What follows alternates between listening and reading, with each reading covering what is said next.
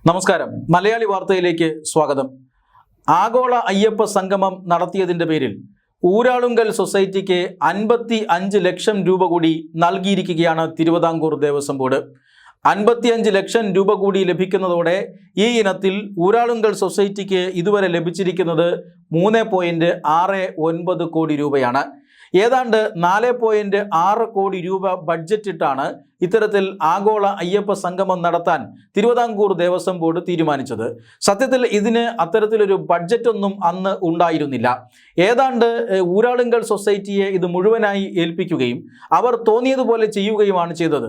പക്ഷേ രേഖാമൂലമല്ലെങ്കിലും ദേവസ്വം ബോർഡിന് ഒരു ബഡ്ജറ്റ് ഉണ്ടായിരുന്നു. അത് 4.6 കോടി രൂപയാണ്. കാരണം അത്രയും തുക ഈ സ്പോൺസർഷിപ്പായി പിരിഞ്ഞ് കിട്ടും, അല്ലെങ്കിൽ അതിൽ കൂടുതൽ പിരിഞ്ഞ് കിട്ടും എന്നാണ് ദേവസ്വം ബോർഡ് കരുതിയിരുന്നത്. പക്ഷേ അങ്ങനെ ഒരു സ്പോൺസർഷിപ്പ് ഈ ആഗോള അയ്യപ്പ സംഗമത്തിന് വിവാദങ്ങൾ കാരണം ഉണ്ടായില്ല. തുടർന്നാണ് വലിയ സാമ്പത്തിക പ്രതിസന്ധിയിലേക്ക് ഇത് പോയത്.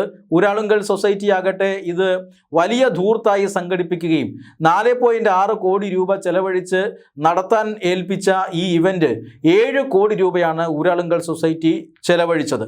ഇത് ആരോട് ചോദിച്ചിട്ടാണ് എന്ന് പിന്നീട് തിരുവിതാംകൂർ ദേവസ്വം ബോർഡ് ചോദിക്കുന്ന ഒരു സാഹചര്യമുണ്ടായി. ഊരാളുങ്കൽ സൊസൈറ്റി കൊടുത്ത കണക്കുകളിൽ ഇതുവരെ ഒരു വ്യക്തത ലഭിച്ചിട്ടില്ല. ഹൈക്കോടതി അടക്കം കണക്കുകളിൽ വ്യക്തത വരുത്തണം എന്ന് പറഞ്ഞിട്ട് ദിവസങ്ങളായി. പക്ഷേ ഇതുവരെ അക്കാര്യത്തിൽ ഒരു വ്യക്തത വരുത്താൻ ഊരാളുങ്കൽ സൊസൈറ്റിക്കോ ഒന്നും സാധിച്ചിട്ടില്ല. ഈ സാഹചര്യത്തിലാണ് 55 ലക്ഷം രൂപ കൂടി ഊരാളുങ്കലിന് തിരുവിതാംകൂർ ദേവസ്വം ബോർഡ് കൊടുക്കുന്നത്. ഇനി ഒരു 1.606 കോടി രൂപ മാത്രമേ നൽകാനാകൂ എന്ന് ദേവസ്വം ബോർഡ് പറയുന്നുണ്ട്. പക്ഷേ ചെലവായ മുഴുവൻ 7 കോടിയും കിട്ടണം എന്ന് ഊരാളുങ്കൽ സൊസൈറ്റി ഇപ്പോൾ ശാഠ്യം പിടിക്കുകയുമാണ്. ഊരാളുങ്കൽ സൊസൈറ്റി ശാഠ്യം പിടിച്ചിട്ടൊന്നും കാര്യമില്ല.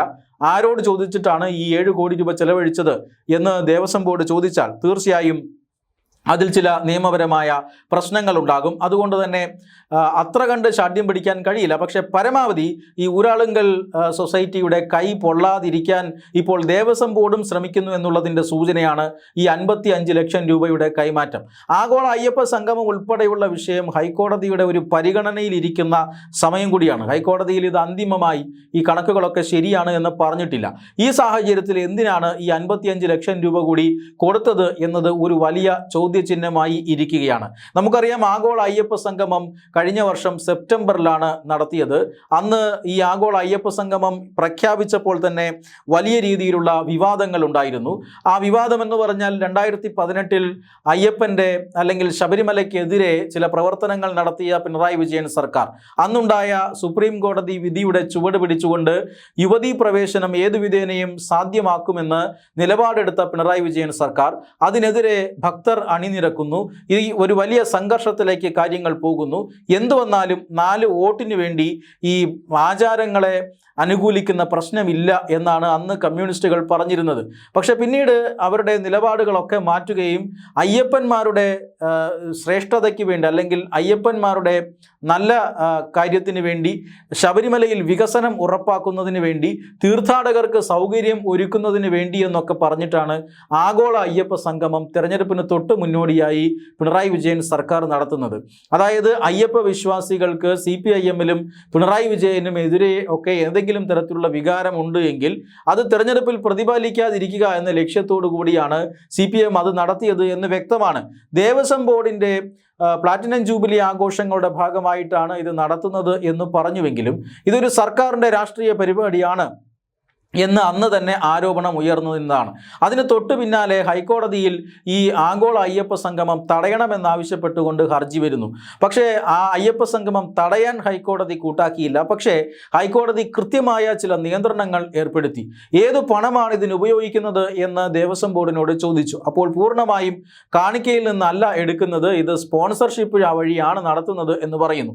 ദേവസ്വം ബോർഡിൻ്റെ പ്ലാറ്റിനം ജൂബിലി ആഘോഷം നടത്താൻ ശബരിമലയിലെ പണം എടുക്കരുത്, അല്ലെങ്കിൽ ദേവസ്വം ബോർഡിലേക്ക് വന്ന കാണിക്ക എടുക്കരുത്, സ്പോൺസർഷിപ്പിലൂടെ മാത്രമേ ഇത് നടപ്പിലാക്കാവൂ എന്ന് കർശന നിർദ്ദേശം നൽകുന്നു. മാത്രമല്ല ഇത് നടത്തിയതിനു ശേഷം വരവ് ചെലവ് കണക്കുകൾ ഹൈക്കോടതിയെ കാണിച്ച് ബോധ്യപ്പെടുത്തണമെന്ന് ഹൈക്കോടതി നിർദ്ദേശിക്കുന്നു. പക്ഷേ ഇന്ന് ഈ നിമിഷം വരെ അത്തരമൊരു ബോധ്യപ്പെടുത്തൽ ഹൈക്കോടതി മുമ്പാകെ ഉണ്ടായിട്ടില്ല. സമർപ്പിച്ച കണക്കുകളെല്ലാം ഹൈക്കോടതി തിരസ്കരിച്ചു. വ്യക്തതയില്ല, വലിയ രീതിയിലുള്ള ദുരൂഹതയുണ്ട് എന്നൊക്കെ ഹൈക്കോടതി പറഞ്ഞു. ഇപ്പോൾ ഏറ്റവും ഒടുവിലായി കണക്കുകൾ ക്രോഡീകരിച്ച് നൽകാൻ അന്ത്യശാസനം നൽകിയിരിക്കുകയാണ് വിധിക്കുകയാണ് ഹൈക്കോടതി. ഈ സമയത്താണ് ഇപ്പോൾ ഈ 55 ലക്ഷം രൂപ കൂടി ഊരാളുങ്കൽ സൊസൈറ്റിക്ക് കൊടുക്കാനായി തിരുവിതാംകൂർ ദേവസ്വം ബോർഡ് തീരുമാനം എടുത്തിരിക്കുന്നത്. ഊരാളുങ്കൽ സൊസൈറ്റി എന്ന് പറഞ്ഞാൽ ആരാണ് എന്ന് നമുക്ക് എല്ലാവർക്കും അറിയാം. ഊരാളുങ്കൽ ക്രെഡിറ്റ് സൊസൈറ്റി സർക്കാരിന് വേണ്ടി, സർക്കാരിനെ നിയന്ത്രിക്കുന്ന CPIM വേണ്ടി പ്രവർത്തിക്കുന്ന ഒരു കമ്പനിയാണ് എന്ന് പരക്കെ ആക്ഷേപമുണ്ട്. പ്രതിപക്ഷം ആരോപിക്കുന്നത് ഈ സർക്കാരിൽ പ്രവർത്തിക്കുന്ന അല്ലെങ്കിൽ പ്രധാനപ്പെട്ട വ്യക്തികളുടെയും മന്ത്രിമാരുടെയും ഒക്കെ കള്ളപ്പണം പാർക്ക് ചെയ്യുന്ന പെട്ടിയാണ് ഈ ഊരാളുങ്കൽ ക്രെഡിറ്റ് സൊസൈറ്റി എന്നാണ് പ്രതിപക്ഷം ആരോപിച്ചിരിക്കുന്നത്. അത്തരം ആരോപണങ്ങൾ നിലനിൽക്കുമ്പോൾ തന്നെ ഇതൊരു നിർമ്മാണ കമ്പനിയാണ് എങ്കിലും ഇവന്റ് മാനേജ്മെന്റ് പോലും സർക്കാർ ഊരാളുങ്കലിനെ ഏൽപ്പിക്കുന്ന സാഹചര്യമാണ് ഉണ്ടായത്. ഇത്രയും വലിയ തീർത്ഥാടനം ശബരിമലയിൽ നടക്കുന്ന ദേവസ്വം ബോർഡിന് ആഗോള അയ്യപ്പ സംഗമം നടത്താൻ കഴിവില്ല എന്ന് തീരുമാനിച്ചുകൊണ്ടാണ് ഊരാളുങ്കലിന് കൊടുക്കുന്നത്. അത് തന്നെ വലിയ രീതിയിലുള്ള ആരോപണങ്ങൾ, സംശയങ്ങളൊക്കെ അന്ന് ഉയർത്തിയിരുന്നതാണ്. അയ്യപ്പന്റെ പണം അടിച്ചു മാറ്റാനുള്ള ഒരു ഉപാധിയാണ് ഇത് എന്ന സംശയം ഉയർന്നിരുന്നു. അതിൻ്റെയൊക്കെ പേരിലാണ് ഹൈക്കോടതി പിന്നീട് വരവ് ചെലവ് കണക്കുകൾ കൃത്യമായി ബോധിപ്പിക്കണം എന്ന് പറഞ്ഞത്. പക്ഷേ ഇതുവരെ ഈ വരവ് ചെലവ് കണക്കുകൾ ബോധിപ്പിക്കാൻ ഊരാളുങ്കൽ സൊസൈറ്റിക്ക് സാധിച്ചിട്ടില്ല. എന്നിട്ടും 3.69 കോടി രൂപ ഊരാളുങ്കൽ സൊസൈറ്റിക്ക് ഇതുവരെ കൈമാറിയിരിക്കുന്നു. ഇപ്പോഴിതാ 55 ലക്ഷം രൂപ കൂടി കൈമാറിയിരിക്കുന്നു.